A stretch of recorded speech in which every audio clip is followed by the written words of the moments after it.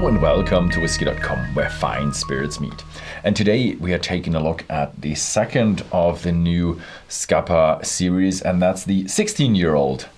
This is the second one. We're not going to do the third, the 21-year, because this is 2025, and it's in it's very scarce. Yeah, but limited. We'll probably do it in the upcoming 2 years. We'll do the 21 years as well. So this one is 16 years old and, well, 118 euros and 50 cents here in Central Europe.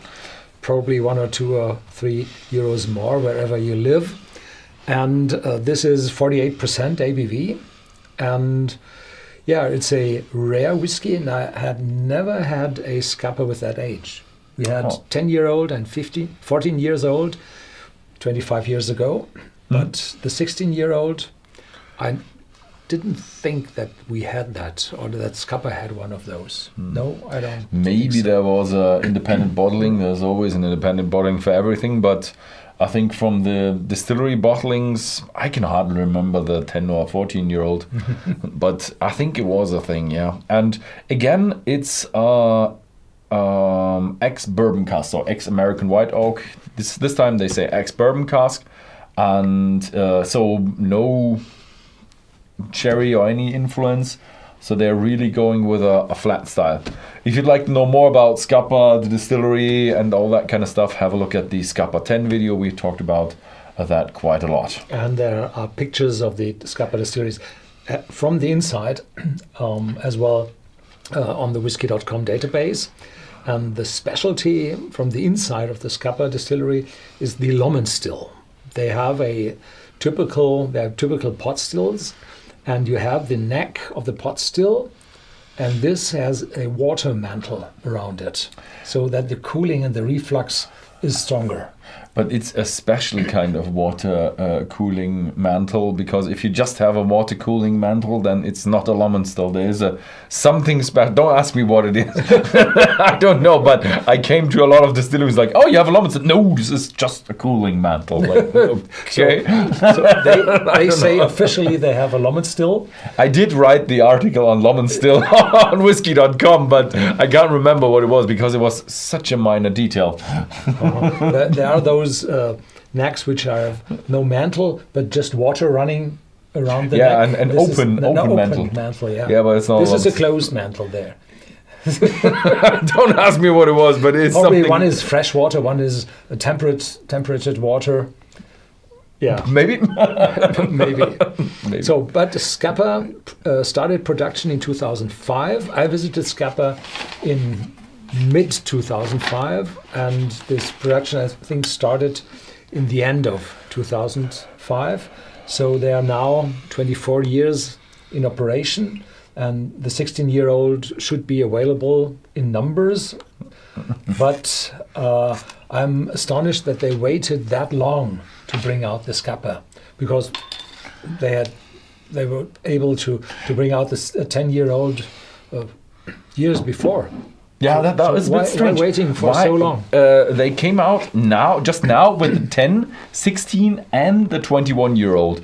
And they were just right in front of the 21-year-old, as with the story with the partial distilling. And it's really strange that they could have come out with the 10-year-old 10 years ago. Yeah. And made more money. So I think this is some corporation stuff, because when Allied distillers ceased existence, it was divided between the two giants in the alcohol industry, between United Distillers and Pernod Ricard.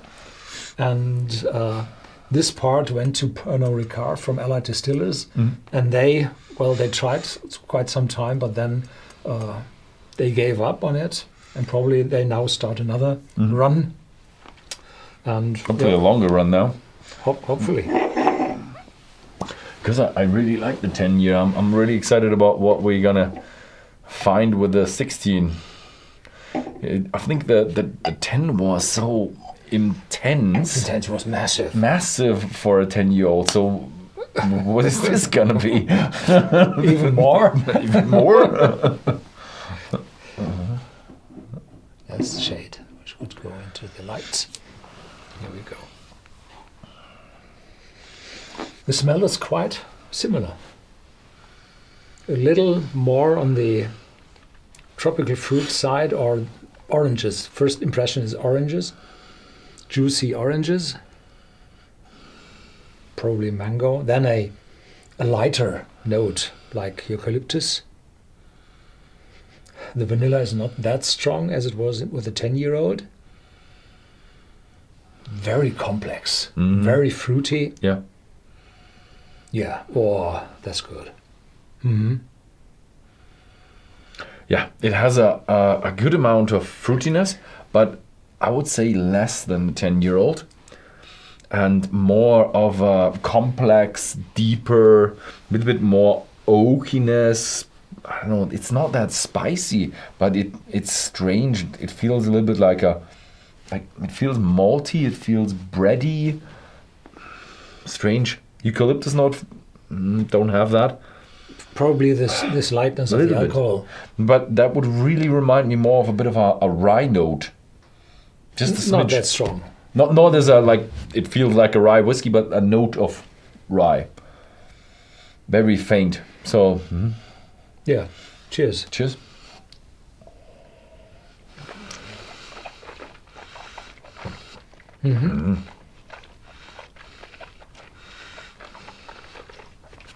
Juicy and oily on my tongue, and then a lot more spiciness. Just coming up on my tongue, cladding my tongue. Very long aftertaste, with this lightly going over into dark chocolate and massive. So this has a very complex, friendly, juicy aroma, and then pushing it up a little bit the ladder to more spiciness. It is a lot older. Yeah. It has that fruitiness, but that's much more in the background, and it has maturity, oakiness. Don't want to say it because it's always a negative touch. Positive vibe of a leather. I would say I really, really like it. Like not like a damp old leather, but I don't know. Fresh German leather seats in cars, in luxury cars. Oh, I didn't like that. Then it's old mansion British style dark leather with a hint of pipe smoke. No smoke. It's really non-smoky. You have to say non-smoky. that because usually islands or northern are a little bit considered with smoke, but no smoke at all. Now it's strange to say. It's really, I like the oak, and they really did it good with the oak, and it's a nice example of a very well made just bourbon cask, just American oak casks. Because usually American oak casks tend to be less of strength. This is a lot first fill, maybe 100% first fill. I don't know. So I'm astonished. I've never had such dark chocolate influence in an ex-bourbon cask. So this is extremely old. Yeah. Yeah. Strange how they get so much in there. It's probably quality of oak, but still, that really baffles me. Why do they invest in such good oak and don't sell it over the years? Yes, the 16-year-old could have been 5 years early on the market. Yeah, they could have made with the 10. They could have made 10 years of. That's cooperation. That's cooperation. That's cooperation. So our critique is not. It's really good quality, but why so late? That's the question. Why so late? Yeah, good. So that was it. If you would like to buy one of these, have a look at Whisky.com and in the shop. And thank you very much for watching, and see you next time.